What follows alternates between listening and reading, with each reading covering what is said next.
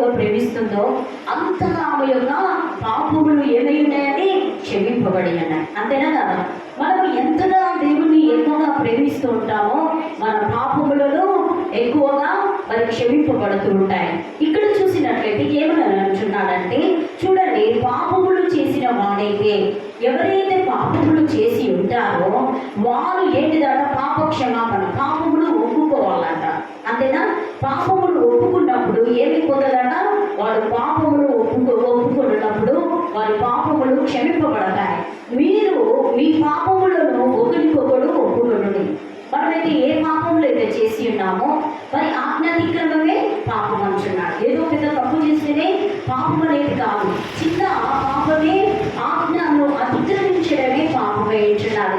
కాబట్టి ఒకరికొకడు, నీవు నేను ఏవైతే తప్పిదములు చేసి ఉన్నామో, ఏ పాపములు అయితే మనము చేస్తూ ఉన్నామో దానిని బట్టి ఏం చేయాలట?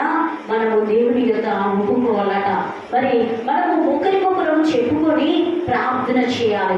విశ్వాసంతో దేవుని యొక్క ప్రార్థన చేసినప్పుడు ఆ ప్రార్థన దేవుడు ఆలకించి మన యొక్క పాపములను క్షమించువాడంటున్నాడు. హల్లెలూయా, హల్లెలూయా. మనం మనుషుల వైపు కాదు కానీ దేవుని వైపు చూస్తాం. అంతేనా?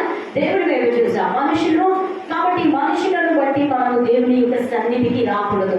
దేవుని బట్టి మనము దేవుని యొక్క సన్నిధికి వస్తే దేవుడు మనల్ని అత్యధికంగా దీవించువాడంటున్నాడు. కాబట్టి మనుషుల వైపు మనం చూసినట్లయితే మరి ప్రియబిడ్డలారా, దేవుని వైపు చూడనట్లే, దేవుని వైపు మనం చూసినట్లయితే దేవుడు మనలను తప్పకుండా దీవించువాడంటున్నాడు. కొన్ని మన రెఫరెన్స్ మనం చూస్తాం. అదే అధ్యాయంలో 13వ వచనం చదువున్నాను. చదవండి. 13. మీలో ఎవరికైనాను శ్రమ సంభవించిన అతడు ప్రార్థన చేయవలెను, ఎవరికైనాను సంతోషము కలిగిన అతడు కీర్తనలు పాడవలెను. హల్లెలూయా. చూసారా ఎంత చక్కటి మాట చెప్తున్నా? మీలో ఎవరికైనాను శ్రమ సంభవించిన అతడు ప్రార్థన చేయవలెను. అందుకోసమే అంటున్నారు, శ్రమలో నుండి మిమ్మల్ని విడిపించి గొప్ప చేస్తానని చెప్పాడు. అంతేనా? కీర్తనకారుడు ఏమని చెప్తున్నాడు? శ్రమలలో నుండి మనల్ని విడిపించే దేవుడు అంటున్నాడు. ఎప్పుడు విడిపిస్తాడు? శ్రమలలో నుండి ఎప్పుడు విడిపిస్తాడు చెప్పండి?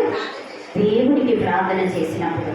దేవునికి మనం ప్రార్థన చేసినప్పుడు మరి చూడండి, మనకి ఎవరికైనా కానివ్వండి, ఎలాంటి శ్రమైనా కానివ్వండి, ఎలాంటి కష్టమైనా కానివ్వండి, ఎలాంటి ఇరుకులైనా కానివ్వండి, ఇతరులు మనలను శోధించినా పర్వాలేదు, ఇతరులు మనలను అవమానపరిచినా పర్వాలేదు, ఇతరులు మనలను హేళన చేసినా పర్వాలేదు, ఎలాంటి వాటికైనా కూడా మనం ఫైనాన్షియల్గా కానీ ఇంకా ఏ విషయంలోనైనా కానీ నీవు మరి మనకు శ్రమ సంభవించిన ఎడలా మనం ఏం చేయాలట? ప్రార్థన చేయాలట. అందుకోసమే బైబిల్ వాక్యం చెప్తుంది, మరి నీవు నాకు మొరపెట్టుము, నేను నీకు ఉత్తరం ఇస్తానని చెప్పి ఉన్నాడు. మరి మనం ఎవరికి మొరపెట్టాలి? తండ్రి అయిన దేవునికి మొరపెట్టాలి. మనం మొరపెట్టి ఉన్నప్పుడు ఆ దేవుడు మన విశ్వాస సహితమైన ప్రార్థనను ఆలకించి మన ఆ శ్రమ నుండి మనకి ఏం చేస్తాడట? విడుదలగా అనుగ్రహిస్తాడట. అందుకోసమే అంటున్నాడు, ఎవరికైనా శ్రమ సంభవించిన ఎడలా నీవు ఏం చేయాలా? మరి అతడు ప్రార్థన చేయవలను. కష్టకాలంలో ఆయన మనలను ఉత్తరించువాడంటున్నాడు.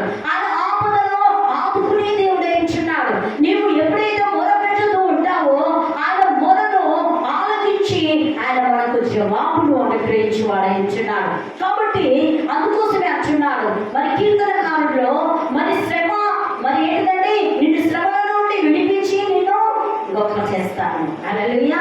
ఎంత మన దేవుడు గొప్పవాడంటున్నాడు. అందుకోసమే ఎలాంటి విషయంలోనైనా కూడా దేవుని యొక్క మనం ఏం చేయాలట? ప్రార్థన చేయవలను. ఎవరికైనా సంతోషం కలిగినా అతడు కీర్తన పాడవలను. అంతేనా? ఏం చేయాలట? ఎవరికైనా సంతోషము. కొంతమందికి కొన్ని అద్భుతాలు దేవుడు చేస్తూ ఉంటారు. వారి విశ్వాసాన్ని బట్టి దేవుడు కొన్ని అద్భుతాలు ఆశ్చర్య కార్యాలు చేస్తూ ఉంటాడు. ఎందుకంటే వారికి అద్భుతము చేసినప్పుడు ఏం చేస్తారు? మనం ఊరికి పాటపడుతుంటాం, అద్భుతము చేయుమయ్యా నా జీవితంలో. అంతేనా? అద్భుతము చేయుమయ్యా నా జీవితంలో అని మనం పాడుతూ ఉన్నామే కదా. ఆ యొక్క అద్భుతము చేసినప్పుడు మనం ఏం చేస్తాం? చాలా సంతోషంగా హ్యాపీగా ఫీల్ అవుతూ ఉంటాం. దేవుడు నా పట్ల అద్భుతం చేశాడు, దేవుడు నా పట్ల ఒక కార్యం చేశాడు. దేవుడు నేను అనుకున్నది దేవుడు నాకు అనుగ్రహించి ఉన్నాడు. దేవుడు నేను ఏదైతే ప్రార్థన చేశానో దేవుడు నాకు ప్రత్యుత్తరంలో అనుగ్రహించి ఉన్నాడు అని ఏం చేస్తామండి? సంతోషంగా గంతులు వేయడం ప్రారంభిస్తుంటాం. ఒక సంతోషంగా అది మనకు మరి అది పాసిబుల్ కాకుండా, మనకు కాకుండా దేవునికి మరి పాసిబుల్ అవుతుంది. మనకి పాసిబుల్ అయినా దేవునికి పాసిబుల్ అవుతుంది. కాబట్టి ఏంటంటే మనము ప్రార్థన సంతోషంగా ఎవరికైనాను, చూడండి ఏమని అంటున్నాడండి, ఎవరికైనాను ప్రార్థన చేయాలని, ఎవరికైనా సంతోషం కలిగినా అతడు ఏం చేయాలట? కీర్తనలు పాడాలి. కొంతమందికి అలవాటు ఉంటుంది, ఏదైనా అద్భుతం జాగ్రత్తగా వెంటనే పాట పాడడం ప్రారంభిస్తూ ఉంటారు. అంతేనా కాదు?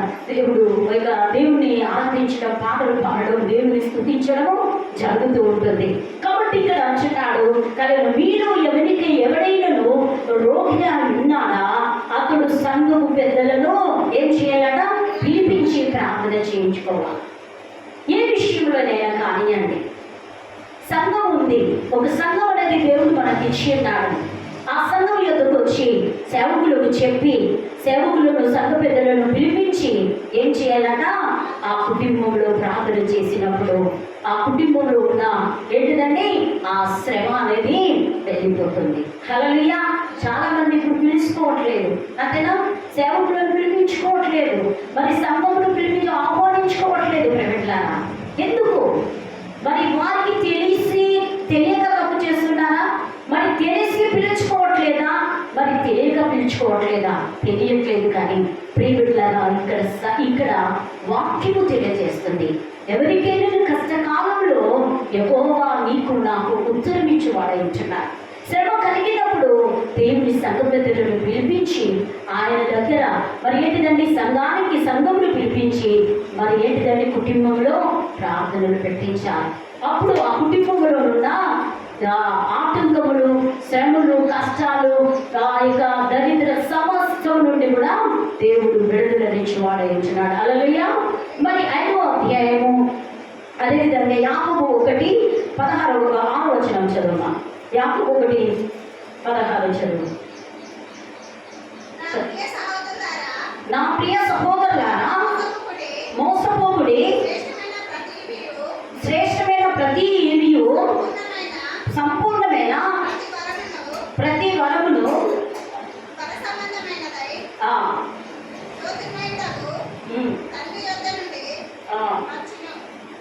చాలండి. అదేవిధంగా 17వ మత్తయి సువార్త 17వ అధ్యాయము 20-21 చదవండి.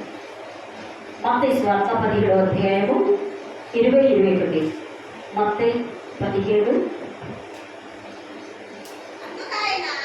అందుకు ఆయన మీ అల్ప విశ్వాసము చేతనే మీకు ఆవగించంత విశ్వాసం ఉండిన ఎడల ఈ కొండను చూచి ఇక్కడి నుండి అక్కడికి పొమ్మనగానే అవి పోవును. మీకు అసాధ్యమైనది ఏది ఉండదని నిశ్చయంగా మీతో చెబుతున్నానని వారితో నేను. చాలండి. ఇక్కడ చూసిన